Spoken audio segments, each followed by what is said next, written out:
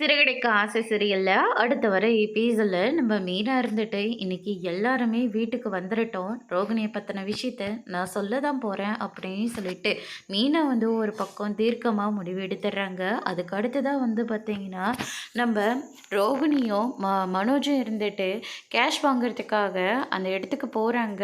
உங்களை நம்பி தான் இந்த ஆர்டரை உங்களுக்காக கொடுக்குறேன், நல்லா குவாலிட்டியாக செஞ்சு கொடுத்துருங்க, அடுத்தடுத்த ஆர்டரை கண்டிப்பாக நான் உங்களுக்கு கொடுக்குவேன் அப்படின்னு மாதிரி சொல்லி பணத்தை வந்து கொடுக்குறாங்க.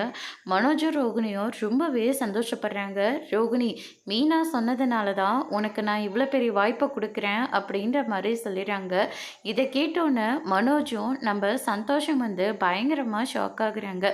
வெளியே போனதுக்கு அப்புறமா என்ன இது மீனா சொல்லி தான் கொடுக்குறதா சொல்கிறாங்க, நீ தானே மீனாவுக்கு அந்த பூ ஆர்டரை வாங்கி கொடுத்த அப்படின்னு சொல்லிட்டு கேட்கவும் ரோகிணி இருந்துட்டு இல்லை மனோஜ், மீனா சொன்னதுனால தான் நமக்கு இவ்வளோ பெரிய வாய்ப்பு கிடைச்சது. ஆனால் ஆண்டிக்கிட்ட நான் நல்ல பேர் எடுக்கணுன்றதுனால தான் நான் எனக்கு வந்த ஆர்டரை மீனாவுக்கும் கொடுத்து தான் நான் சொன்னேன் அப்படின்னு சொல்லிட்டு ரோகிணி வந்து சொல்லிடுறாங்க. இதை கேட்டோன்னே சந்தோஷம் இருந்துட்டு, ஏயா பொண்டாட்டி சொல்கிற விஷயத்த அப்படியே உண்மைன்னு சொல்லி நம்பிடுவியா? இப்போ பாரு, யாரை நீ பூ கட்டுறவங்கன்னு சொல்லி சாதாரணமாக பேசிக்கிட்டு இருக்கியோ அவங்களால தான் நீ இப்போ லட்சமாக பணத்தை எடுக்க போகிற அப்படின்னு சொல்லிட்டு சந்தோஷம் வந்து சொல்லிடுறாங்க.